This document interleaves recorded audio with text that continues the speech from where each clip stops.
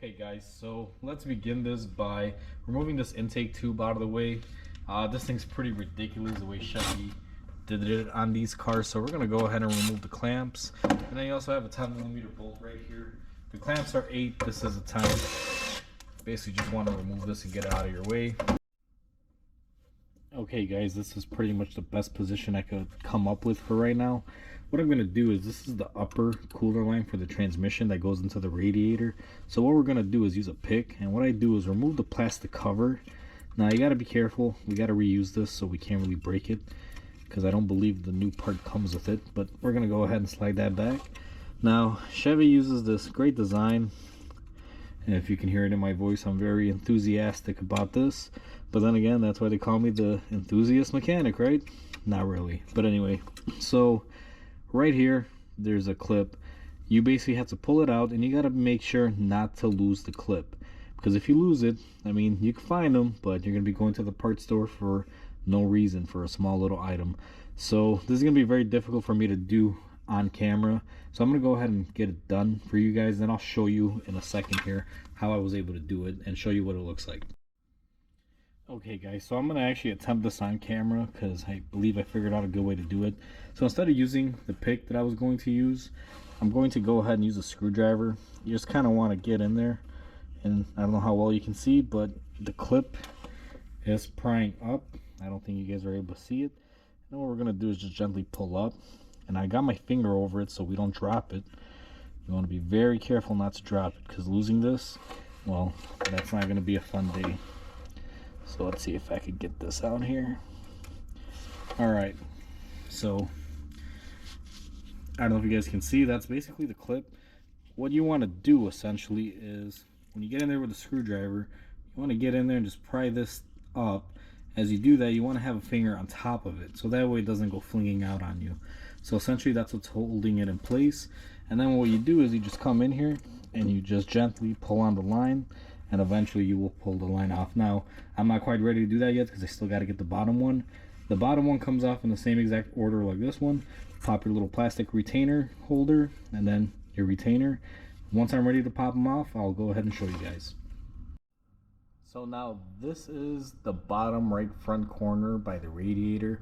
This right here is what we're after. I don't know if you guys can see, there's a little cover on there. Now there's really no way for me to film this, so I'm gonna have to do this off camera.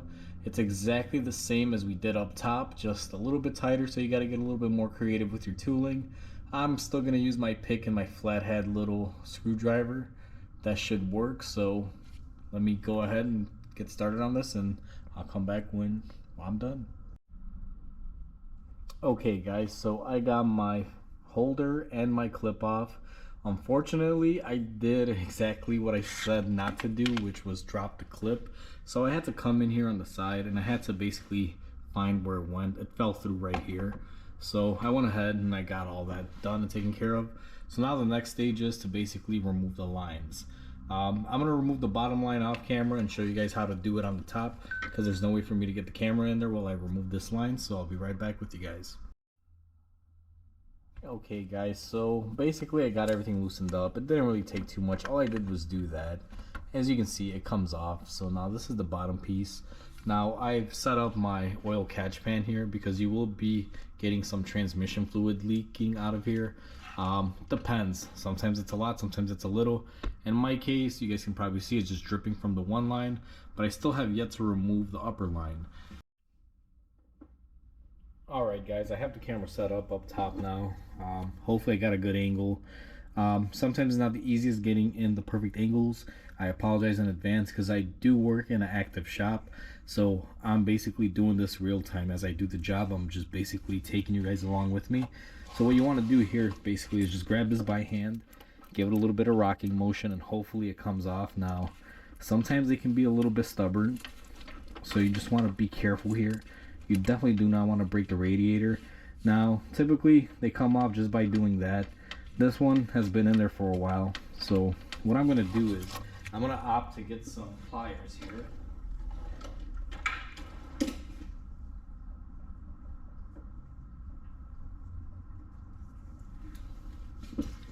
We're going to take our pliers And we're just gonna try to rock it back and forth. And as you guys hopefully saw, that came out without an issue, just rocking it back and forth.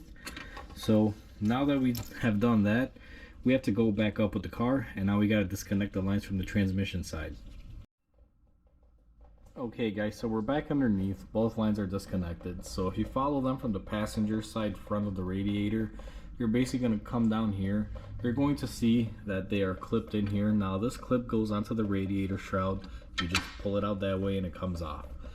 So now what we're going to need to do is basically remove that 10 millimeter up there, if you guys can see it, and we're going to disconnect the two lines from the transmission side. Okay guys, so now I'm ready to pull the lines out. So I got my catch pan underneath here just in case, so I don't get oil everywhere. So we're going to be pulling out the driver's side first. It comes out like so, and then what we do is just kind of finagle the lines to come out here. The more difficult side would be the one that's the upper line. That one can be a little difficult to get out. So let's see where we're getting snagged up here.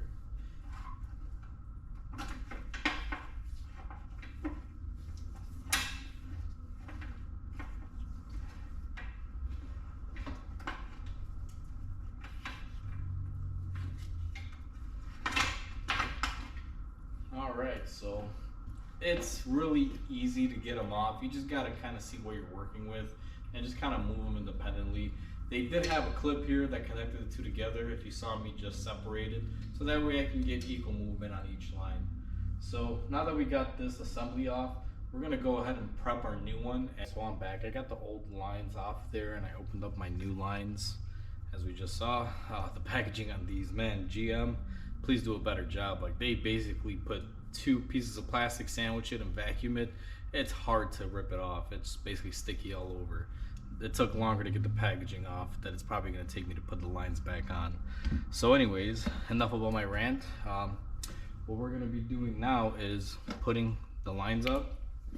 So I want to start off by first and foremost disconnecting the little clip that holds both of them in there, just so I have a little bit more swing room and separation between the two when I go to put them in there. So what I'm going to do is slide the long one up first, which is my top. This can be kind of tricky, guys. There's no advice I can really give you except just work the problem, because anything that I say may not really be the same for you. You could be fighting it on something else. I could be fighting it somewhere else. So it's all really up to interpretation. So let's see here.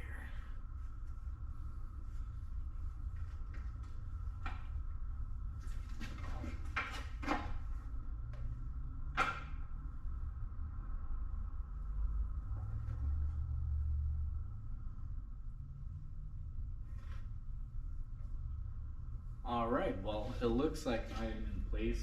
As you saw, I got that down faster than I could remove the wrapping from it. All right, guys, so I had to do a couple things off camera that I just want to go over right now.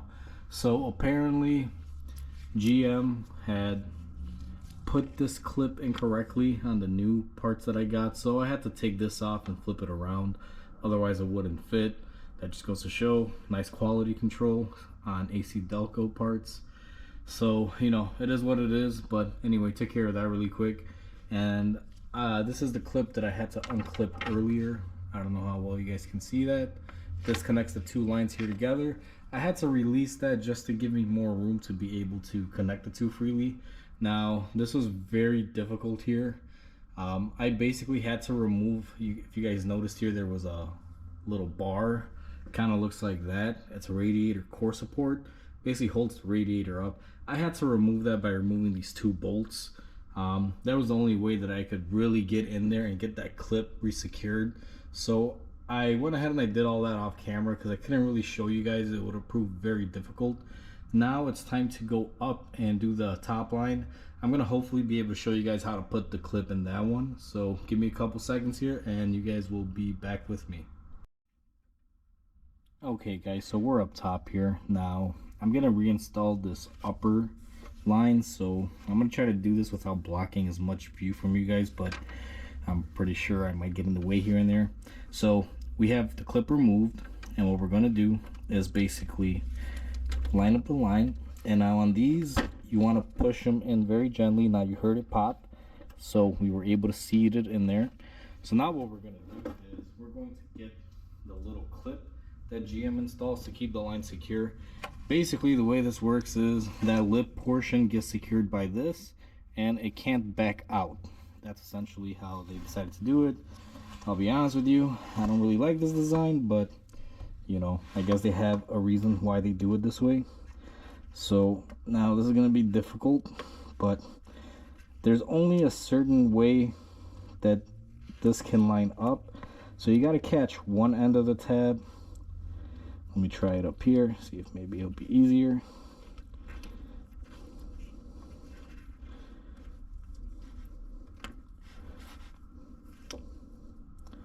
So I got the bottom end on there inside of the groove, so it's basically caught up and ready to go. So what I should be able to do right now is put my screwdriver here, and hopefully you guys can see. I don't think you'll be able to though. And then what you'll want to do is pull up. Okay, seems that mine is fighting me. Okay, come on. So that's what you don't want to have happen, guys. That is not a good thing, but luckily for me, I do see where it went. So that was pretty lucky. Yeah, you don't want to do that. You just saw firsthand what not to do. So I'll be honest, I was very fortunate. So let's be a little bit more careful this time around. All right, guys. Let's see here. Come on. Come on, don't fight me.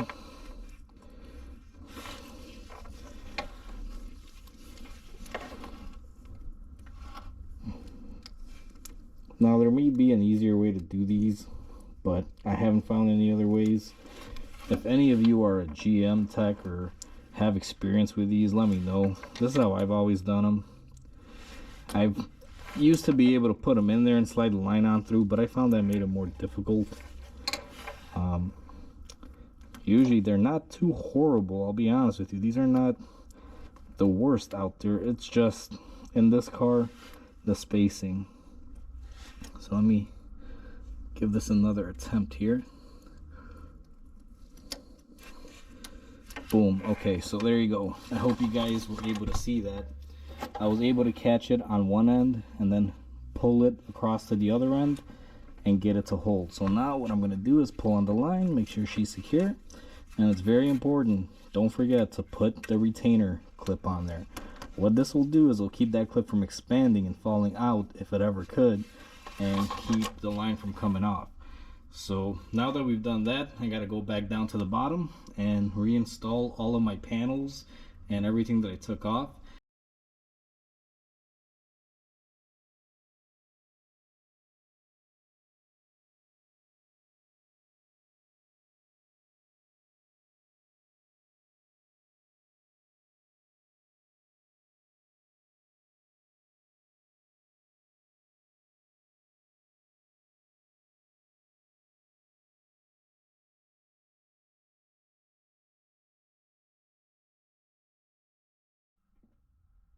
Okay guys, I hope you guys enjoyed the little fast time there of me just assembling everything on the bottom.